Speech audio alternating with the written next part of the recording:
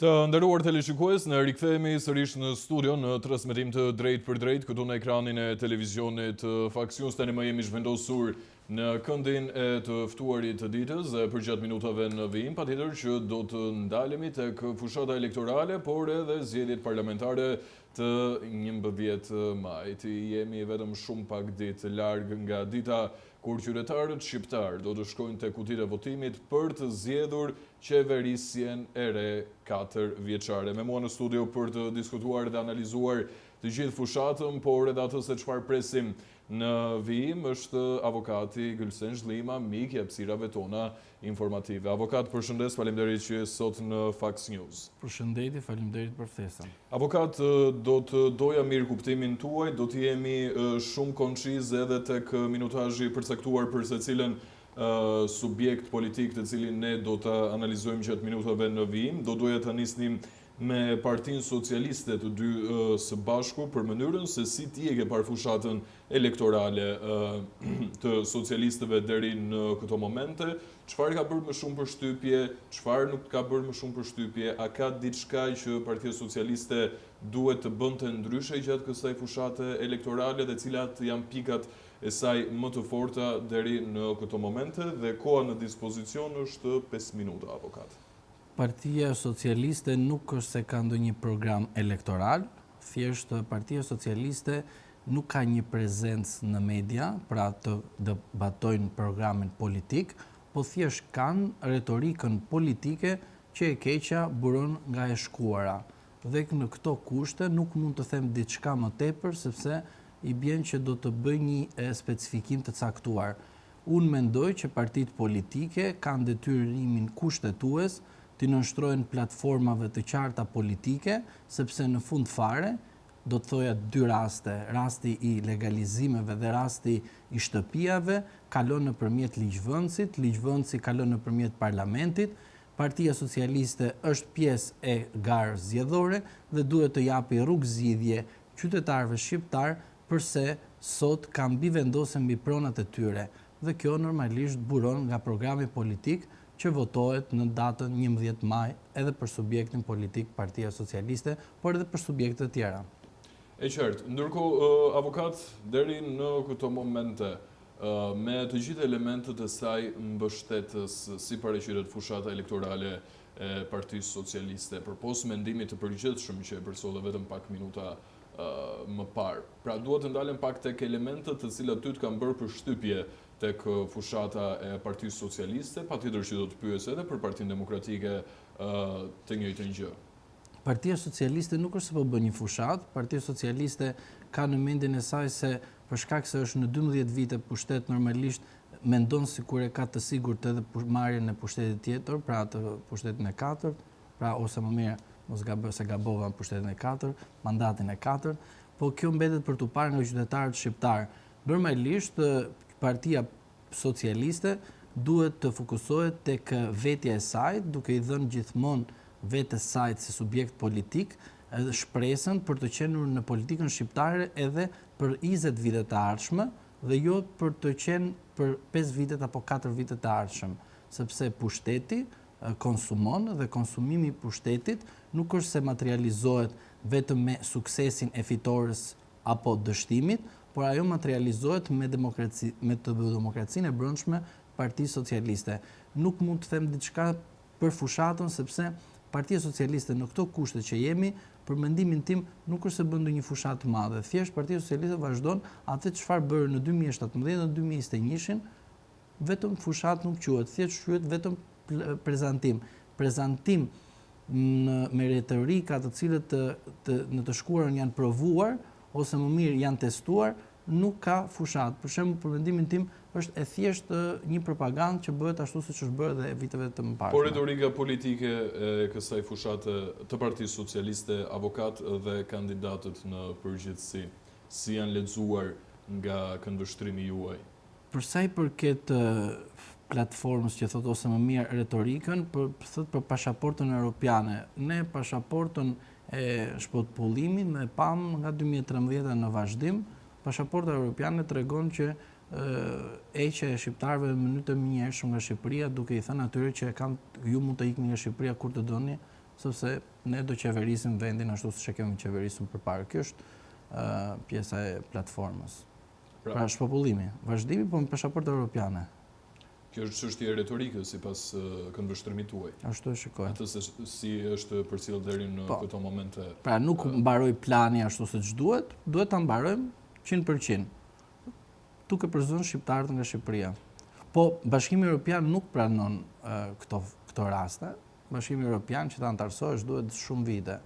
Maraton, ku flas maraton do të gati 12 vite, 10 vite derisa të mbyllen kapituj, duke marrë referencë Malin e Zi, i cili ka hapur 3 kapituj dhe s'ka hap ato 30 të tjerë kapituj, normalisht ne nuk mund të antarësojmë përpara Malit të Zi. Kandidatët dhe mënyra se si qasen kandidatët e Partisë Socialiste në këto zgjedhje. Flas për kandidatët e rinj gjithmonë avokat, sepse në një farë mënyre kandidatët e tjerë të cilët janë me më shumë eksperiencë në fushën e politikës, ja u njohin backgroundin e tyre dhe mënyrën se si ata punojnë. Kandidatët e rinj dhe kam shumë pak minuta sekonda në dispozicion. Kandidatët e rinj nuk më sjellin asgjë apo asnjë risi për shkak se asnjëri prej tyre nuk mund të dalë kundër Edi Ramës. Në rast se dikush dilte kundër Edi Ramës, atëherë do të kisha një mendim. E kuptoj. Kjo është se rekon kandidaturave të reja. Mirë, avokat. E plotësuam 5 minuta. Kam përshtypjen që jemi brenda minutazhit të programuar gjithmonë se rekon Partisë Socialiste për të ndalur në këto momente tek Partia Demokratike të gjithë elementët e fushatës elektorale të Partisë Demokratike, po e njëjta mënyrë siç funksionuam dhe siç e përcollëm edhe Partinë Socialiste, retorika e përdorur nga figurat kryesore të Partisë Demokratike, nga kryetari i kësaj force politike, kandidaturat, risitë e kësaj fushate elektorale, çfarë mund të bënte më mirë, çfarë ka diçka që nuk qëndron tek qasja me qytetarët, qasja me publikun. Për zotin Berisha më bën përshtypje që në një moshë të tillë ai duket sikur është një 20 vjeçar dhe mënyra se si ai lëviz brenda dhe jashtë vendit duket qartazi që është një individ i cili po lufton jo vetëm për dinjitetin e tij, por edhe për Partinë Demokratike, sepse Partia Demokratike u godit nga faktor të huaj siç ishte ambasadorja Yuri Kim, e cila nuk ishte në shërbim të Shteteve të Bashkuara të Amerikës, por në shërbim të disa elementeve të tjerë që nuk është momenti, uroj që agjenturat amerikane të gjejnë të vërtetën në të ardhmen. Për sa i përket platformës dhe programit, Partia Demokratike ka një program, me sa kam lexuar. Programi i saj normalisht përputhet me atë çfarë duan qytetarët shqiptar, por programi nuk është vetëm ai që do të sjellë një ndryshim ose do të sjellë një politikë të re, por ajo çfarë duhet është që leadershipi i këtij programit duhet ta promovojë. I vetmi që promovon programin e Partisë Demokratike quhet Sali Berisha, të tjerët për mendimin tim nuk po promovojnë asgjë, thjesht po mbledhin vota për interesin e tyre për të zgjedhur deputet. Dhe problemi është që në rast se lufton vetëm një betejë, normalisht fitoria nuk është se sigurohet 100%, por në rast se të gjithë futen edhe bën një betejë të pastër mbi program dhe jo mbi retorika ose tuk u fut në lojën e kundërshtarit politik, atëherë nuk i shërben dhe normalisht nuk do të kemi asnjë ndryshim ose diçka ndryshe. Për mua i vetmi që po punon në këtë fushatë zgjedhore është zoti Berisha, të tjerët nuk e di çfarë po bëjnë. Çfarë është duke bërë mirë Partia Demokratike dhe çfarë është duke bërë keq sa i takon kësaj fushate? Partia Demokratike po bën mirë sepse u bashkua pas një kohe të caktuar që ishte për çar. Ajo çfarë Partia Demokratike bën keq dhe duhet ta korrigjojë, duhet patjetër është mos të bien në lojën e kundërshtarit politik i cili ka 12 vite në pushtet. Që nuk kupton? Shumë gjëra, nuk është vetëm një gjë, po nuk kupton shumë gjëra të cilat nuk është moment. Për shembull, rasti i një kontrate që është bërë nuk duhet të bie në lojë të japi sqarime për diçka që nuk ka të bëjë fare me legjislacionin shqiptar dhe ka të bëjë me legjislacionin amerikan. Këtu je duke përmendur kontratën e bërë publike vetëm pak ditë më parë, $6 milion për çështjen e lobimit në Shtetet e Bashkuara të Amerikës. Po, mbaje pak kronometrin atë të shikojmë afatin sa kemi kohë. Duhet keni parasysh diçka. Nuk kemi të bëjmë një shkelje administrative apo ligjore, përderisa kontrata është nënshkruar në Amerikë dhe përveç kësaj i nështrohet legjislacionit amerikan, ligjit tregtar amerikan, ligjit civil amerikan, dhe përderisa këtu nuk janë kaluar zgjedhjet në data 11 maj dhe nuk është kaluar afati 60 ditor që të bëhet deklarimi i kontratës, gjithashtu nuk është pasqyruar në bilancin financiar të Partisë Demokratike brenda vitit 2026, ashtu siç e parashikon ligji në raport të 2025-s, nuk ekziston asnjë shkelje dhe asnjë gjë të dyshim për shifrën totale, sepse shifra totale për mendimin tim përkthehet tek ose konvertohet tek 24 muaj. Nga aty mund të bëjmë një betejë apo një interpretim politik, pse 24 muaj dhe jo 3 muaj kontrata për sa i përket lobimit. Ndërkohë, dua të ndalem pak tek retorika, tek gjuha e përdorur dhe mënyrën se si ka zgjedhur Partia Demokratike të afrohet pranë qytetarëve në një farë mënyrë, pse jo për të kërkuar votën. Partia Demokratike normalisht duhet të kërkojë votën der në der dhe normalisht duhet të bindi për gabimet e saj që kanë bërë në të shkuarën dhe mos të bëjë më gabime në rast se do të vinë në pushtet në të ardhmen. Ndërkohë, ndalem edhe tek kandidatët e Partisë Demokratike për këto zgjedhje parlamentare. Avokat, dua të marr pak këndvështrimin tuaj.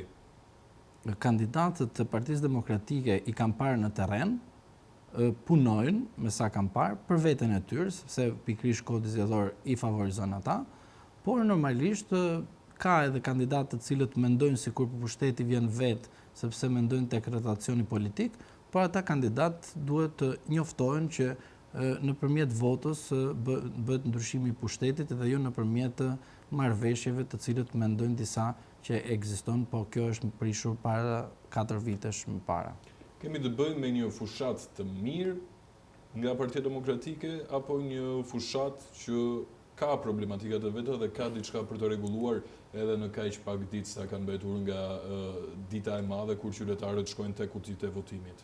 Fushata gjithmonë ka probleme, por tani se sa të mirë në anën profesionale janë ata të cilët bëjnë fushatën pranë Partisë Demokratike, normalisht është përgjegjësia e tyre, unë s'mund të gjykoj se si ata komandojnë fushatën dhe se si ata presin rezultatet. Unë rezultatet do t'i pres në datën 11 maj për çdo subjekt politik që garon këto zgjedhje. Të falenderoj, avokat, për analizën të shkurtër relativisht se takon fushatës elektorale të Partisë Socialiste dhe të Partisë Demokratike. Ndërkohë, në minutat e fundit të mbetura të kësaj hapësire dua të diskutojmë pak së bashku çështjet e drejtësisë dhe aq më shumë çështjen e prokurorisë posaçme kundër korrupsionit dhe krimit të organizuar, pra SPAK-ut, në mënyrën se si ky i fundit është përfshirë për monitorimin ndaj krimeve zgjedhore sa i takon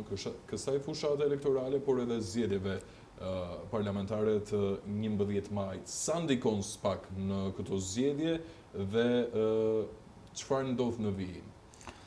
Krimet zgjedhore hetohen nga prokuroria e posaçme, por deri tani nuk kemi parë asnjë arrestim në flagrancë, ashtu siç ishte thënë përpara nga shumë njerëz, të cilët thoshin që do bën arrestime patjetër në flagrancë sepse nuk mund të legjitimojmë vjedhjen e zgjedhjeve dhe në rast se na del një skandal përgjimi, normalisht kemi legjitimuar vjedhjen. Unë nuk e di se si SPAK-u punon, por unë di që SPAK-u e vetmja gjë që i ka mbetur është të legjitimojnë në fund fare veten e vet dhe duke penguar subjektet politike që të bëjnë ndryshime kushtetuese. Pra, SPAK-u duhet të i thot politikës shqiptare që çdo gjë që mund të bëhet në të ardhmen duhet të bëhet pa cenuar kushtetutën e vendit dhe ligjit e vendit, duke i parcelizuar ata si pronë private. Ky ishte betejë e SPAK-ut. Për mendimin tim SPAK-u dështoi dhe ky dështim do të shikohet pas zgjedhjeve dhe do të shikohet në rast se do të ketë një marrëveshje politike, e cila do të ketë ndryshime kushtetuese, sepse ligjvendësi në 2016 detyron ligjvendësin e ri që do të shpallet pas zgjedhjeve në shtatorë tutje, të bëjnë ndryshime ose më mirë përmirësime të kuadrit ligjor kushtetues për sa i përket të SPAK-ut dhe institucionet të tjera. Sigurisht legjislacioni ka probleme të SPAK-ut, por tani të arrim të krimet zgjedhore, SPAK-u duhet na kishte treguar me shifra konkrete dhe në flagrancë në rast se ka luftuar shitblerjen e votës. Gjithashtu parandaluar dhe në rast se ka parandaluar njerëz të cilët nëse nuk ka patur i bie që SPAK-u është duke bërë punën e vet ashtu si duhet bërë. Sepse më thej që nuk ka arestime flagrante të cilat lidhen me krimet zgjedhore, çka lihet të nënkuptohet në një farë mënyrë që SPAK-u është prezent dhe ka bërë në një farë mënyrë parandalimin e fenomenit të shitblerjes së votës. Do doja shumë të ishte kështu, po nuk është kështu si thoni ju. Unë mendoj se parandalimi ose më mirë arrestimi në flagrancë, se normalisht si pasojë asaj që më thatë ju, arrestimi në flagrancë bëhet kur duket qartësi se si punohet, por dhe se si hetohet. Në rast se unë bëj gabim në hetim, normalisht nuk do zbardh veprimtarin kriminale. Në rast se unë bëj policin rrugor në një vend kur nuk duhet bëj policin rrugor, normalisht që nuk do të zbardhet e vërteta. Për shembull, luftojmë krimin organizuar, shpadhim 20 prokuror në terren dhe i themi emrat ku do jenë këta prokuror. Themi që do të jenë në qarkun X kaq agent, ju mendoni se do të bëhet krim zgjedhor? Normalisht ai që do të bëjë krim zgjedhor do marrë të gjitha masat që mos të arrestohet. Pra shpallja e strategjisë së mbrojtjes së votës dhe krimit zgjedhor nuk bëhet me PR. Këtë gabim ka bërë SPAK-u, e ka bërë me PR, që do të thotë, sot do të jem në X qytet, nuk do të them qytet, se mos të ngeli hatri drejtuesve politik. Por puna është kjo, a keni bërë ju arrestime në flagrancë që të ndalojnë këta raste? Se ka raste. Pra, këtu ka raste që interpretohet, konvertohet korrupsioni pasiv me vepra të tjera të cilës kanë lidhje me korrupsionin. SPAK-u e ka bërë këtë gjë. Këtu ketë raste që ke marrë masë sigurie për asgjë dhe Gjykata Europiane të Drejtat të Njeriut të ka denuar, të ka thonë që nuk mund të marrësh masa sigurie në mënyrë abstrakte dhe ti ke vendos masa derisa të shprehet Gjykata Europiane. Pra do të thotë krimi zgjedhor si do të plotësohet me një statistikë radhës që do të bëhet në 2026 në raportin e 2025-s. Nuk mund ndodhë kjo gjë. Prandaj unë mendoj që SPAK-u duhet të veprojë sa më shpejt. Në rast se nuk vepron sa më shpejt, sigurisht që SPAK-u i vjep vetes vetë do të thoja, një goditje që besoj prokurorët brenda duhet ta mendonin shumë mirë para se të bënin fresk çdo lloj pushteti, sepse mund t'i bëjnë edhe fresk pushtetit të ambasadorëve. Avokat, në minutat të mbetura të kësaj hapësire duhet të ndalem pak edhe tek vota e diasporës. Kanë qenë mbi 240.000 të regjistruar për të marrë pjesë në zgjedhjet e 11 majit, emigrantë shqiptar nga çdo cep i botës, ndërkohë kanë mbritur në KQZ gati mbi 102.000 vota. Si e lexon këtë proces duke ditur që jemi shumë pranë afër zgjedhjeve? Mendon se ka diçka që ka çaluar në këtë proces? Jo, nuk besoj se ka ndonjë problem. Unë mendoj se çdo gjë është në rregull, sepse pushteti jon legjislativ e normoi si ligj që të votojnë emigrantët jashtë shtetit dhe normalisht ata do të votojnë. Se si do votojnë edhe çfarë presin edhe se si do të justifikojnë politikat e shtetit shqiptar, do të mbetet për të parë pas datës 11 maj, sepse në gjithë këtë kohë që ne do të shikojmë në të ardhmen, do të shikojmë edhe diçka tjetër, që gjithë këto arrestime që kanë bërë, pra SPAK-u dhe politika shqiptare që ka folur për një drejtësi të re e cila emigrantët duan ta shikojnë Shqipërinë ndryshe sepse duan të rikthehen në vendin tonë, unë i them që sigurisht që ju që do votoni, por ka edhe emigrantë të tjerë të cilët nuk janë regjistruar dhe unë i bëj apel atyre emigrantëve të vinë në Shqipëri, të votojnë këtu në rast se nuk janë regjistruar dhe këtu të shikojnë realitetin me sy dhe mos ta shikojnë me dylbi jashtë shtetit, sepse asnjëherë nuk është ajo që thuhet çfarë shkëlqen do të thotë flori ose diamant, po nuk e prek edhe nuk e pe, ti ke humbur idenë të çfarë është ajo në konkret, pra në rastin konkret. Prandaj kjo shifër mua nuk më thot asgjë, sepse unë kam pas kontestimet e mia kush ka qenë person që shtypte enter që pranonte regjistrimet, uroj që subjektet politike garuese në një ndryshim tjetër kushtetues apo ligjor që mund vinë të ardhmen, të shikoj gabimin teknik që ka të bëjë edhe me emigrantët të cilët do të votojnë në distancë, por unë do doja që ata emigrantët të cilët nuk kanë regjistruar të vinë në Shqipëri sepse vota është e shenjtë, nuk mund të tjetërsohet dhe të vinë këtu edhe të bëjnë atë ndryshimin që duhet të bërë, ndryshimi kush është politik. Pse është politik? Sepse çdo ndryshim kalon nëpërmjet ligjit, nëpërmjet parlamentit, deputetët votojnë nga qytetarët për të normuar ligje, siç është ligji i punësimit, siç është ligji i tatimeve, siç është ligji i taksave lokale, i qendrore, siç janë ligje të tjerë që ne na prekin të gjithëve, pra mos të thonë që mua nuk më përket politika, se pikërisht politika është ajo që të normon ty ligje për të paguar dhe për të qenë një qytetar i denjtë të këtij vendi, sepse nuk mund të jesh një qytetar në një vend evropian dhe atje të paguash taksa dhe kur të vish në Shqipëri të abuzosh me taksa dhe mos t'i paguash ato. Pra do të thotë që qytetarët të cilët nuk kanë votuar dhe duhet të votojnë, pra që të vinë, unë i ftoj që të vinë dhe të votojnë. Avokat, të falenderoj shumë për këtë analizë të situatës politike në vendin tonë dhe patjetër që së pashku do të shihemi në maratonën e zgjedhjeve të 11 majit të dielën patjetër. Faleminderit për ftesën. Ne shkëputemi në publicitet.